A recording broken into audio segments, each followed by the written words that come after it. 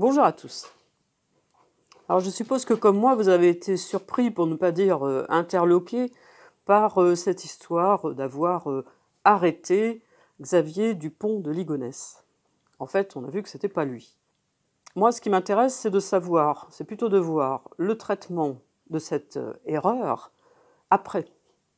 Une fois que les journaux ont eu titré tous, quasiment tous, leur première page avec arrestation de Dupont de Ligonnès, comment est-ce qu'ils ont fait après pour se dépatouiller de ce problème? Et en fait, on peut voir qu'ils sont de très mauvaise foi et qu'ils ne disent pas tous la même chose. Alors, j'ai pas lu tous les journaux, mais j'ai pris d'abord Le Parisien, puisque c'est du Parisien qu'est venue cette affaire. Je vous mettrai tous les liens vers les pages que j'ai consultées pour faire cette vidéo. Alors, Le Parisien affirme avoir eu plusieurs sources qui leur répétaient, c'est ce qu'ils disent, hein, je lis, « Les Écossais nous ont dit et répété, c'est votre homme, la comparaison d'empreintes correspond, et ce sans l'emploi du conditionnel ». Ça, c'est ce que dit Le Parisien. Donc Le Parisien, bien entendu, et ça c'est normal, ne cite pas quelles sont ses sources, mais un peu plus loin, dans le même article, à 22h40, une porte-parole de la police écossaise jointe par nos soins nous confirme l'interpellation d'un suspect à l'arrivée du vol Paris-Glasgow, refusant de donner de plus amples informations. Donc, à 22h40, la source la plus fiable, c'est-à-dire la police écossaise, dit à la personne du Parisien qui l'interroge qu'ils ont bien arrêté un suspect, mais ils ne veulent pas donner plus ample information. Donc, je ne sais pas, moi si je suis journaliste, je mets tout au conditionnel, bien que d'autres sources auparavant aient dit non, non, ils nous ont confirmé que c'est bien la bonne personne, les empreintes digitales correspondent, etc. Mais dès qu'ils ont la police en ligne, c'est quand même très flou, et il est 22h40. Donc malgré cette tiédeur, on peut dire, de la police écossaise, Le Parisien continue à dire, à ce moment-là, qu'on a arrêté Dupont de Ligonnès. Donc voilà, vous jugerez par vous-même si c'est professionnel ou si ça ne l'est pas. Bon, j'avais quand même bien entendu partagé l'information, comme à peu près tout le monde, je pense. Une discussion sous le partage que j'avais fait affirmait que c'était les services de renseignement français qui avaient permis l'arrestation. Donc j'ai voulu vérifier parce qu'il y avait des personnes qui se moquaient plutôt de la police en général. Donc j'ai vérifié et je tombe sur la page de France Info. Et France Info disait, ce que Le Parisien finalement a reconnu le lendemain, il disait que les Écossais, la police écossaise, n'avait pas confirmé l'identité. Voilà. Donc moi, je vais regarder quelle heure, parce que je suis devant mon ordinateur, à exactement 23h47, je disais, ils se sont peut-être un peu avancés sur Dupont de Ligonnès. L'Écosse n'a pas confirmé l'identité de celui qu'ils ont arrêté. Moi, j'ai mis ça à 23h47. Donc, à ce moment-là, et vu que Le Parisien affirme qu'il a appelé à 22h40 la police, il n'y avait pas de confirmation de l'identité de la personne qu'ils avaient arrêtée. Mais les journaux, ou la plupart des journaux, quand même, continuaient à dire que c'était bien Dupont de Ligonnès qui avait été arrêté. Après, il ne s'excuse même pas le lendemain. Il se trouve des excuses, ce qui n'est pas tout à fait pareil.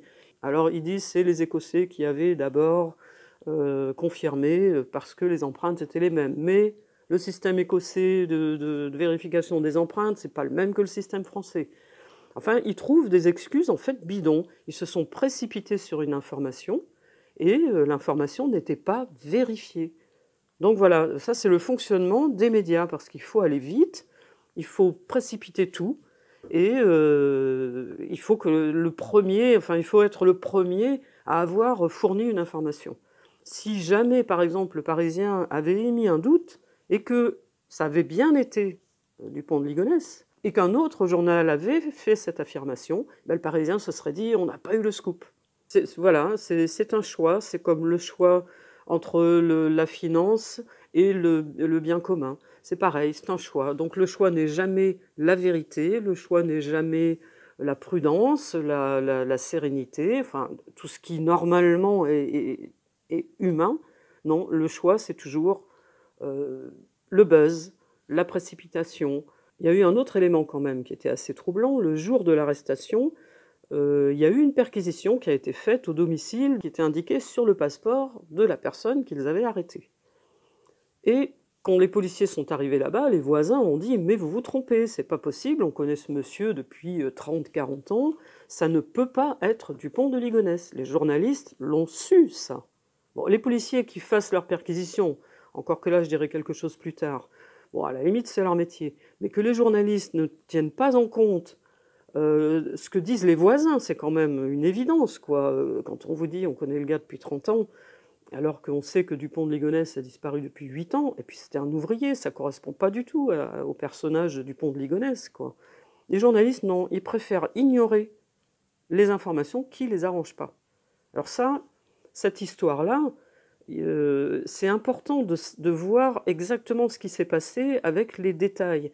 C'est-à-dire, ils savaient certaines choses, ils n'en ont pas tenu compte. Et ils le disent après, mais ils déforment la chose pour ne pas paraître coupables de quelque chose. Et en fait, ils sont coupables.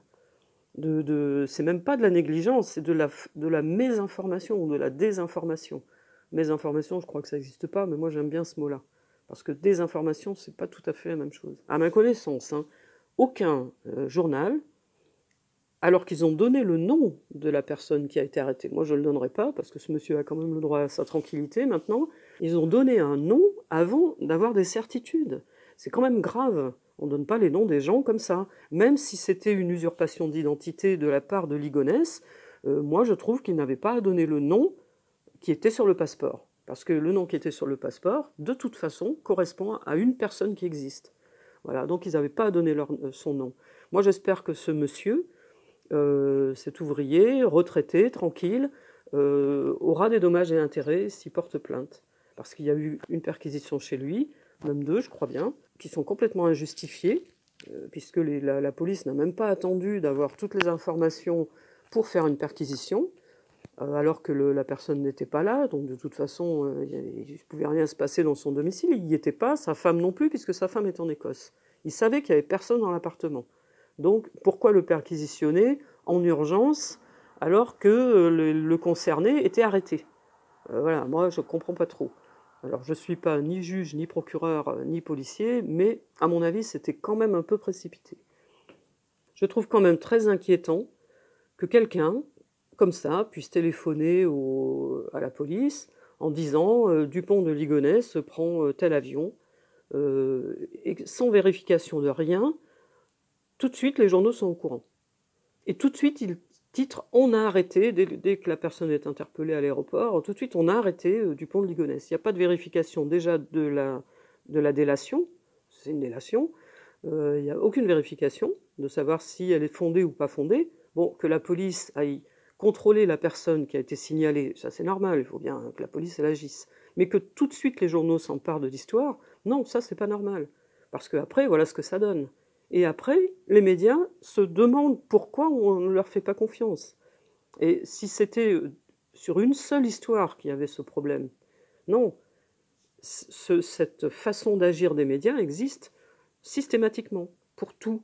Alors là, ils ont été obligés de reconnaître qu'ils avaient fait une erreur, mais la plupart du temps, ils ne le font pas. La plupart du temps, ils vous laissent croire à ce qui a été écrit. Et personne ne peut vraiment de façon efficace remettre les choses à leur place. Ça arrive tout le temps. Nous, par exemple, à la France Insoumise, on le voit bien. Les Gilets jaunes le savent. Tous les syndicalistes le savent. Les informations sont arrangées, sont des fois complètement occultées, ou elles sont carrément mensongères, et on n'arrive pas à rétablir la vérité. Bon, là, c'était tellement une évidence, ils ne pouvaient pas. Ils étaient obligés de dire qu'il y avait une erreur. Mais souvent, ils n'ont pas l'obligation de le dire. C'est pour ça que la France Insoumise avait demandé la création d'un conseil de déontologie du journalisme qui permettrait à des personnes qui ont été lésées par les déclarations des journalistes de pouvoir au moins avoir un droit de réponse, parce que souvent, il n'y a même pas de droit de réponse. Voilà, donc j'espère que je ferai un peu plus de vidéos que ces derniers temps, mais il se passe à la fois trop de choses et elles passent très vite. Et j'ai un peu moins de temps qu'avant, donc quelquefois les choses sont déjà passées quand je pourrai faire la vidéo. Par contre, je reviendrai sur l'interview de Jean-Luc Mélenchon sur LCI l'autre jour. Et je reviendrai surtout, encore une fois, sur le comportement des médias juste après cette interview. À bientôt, au revoir.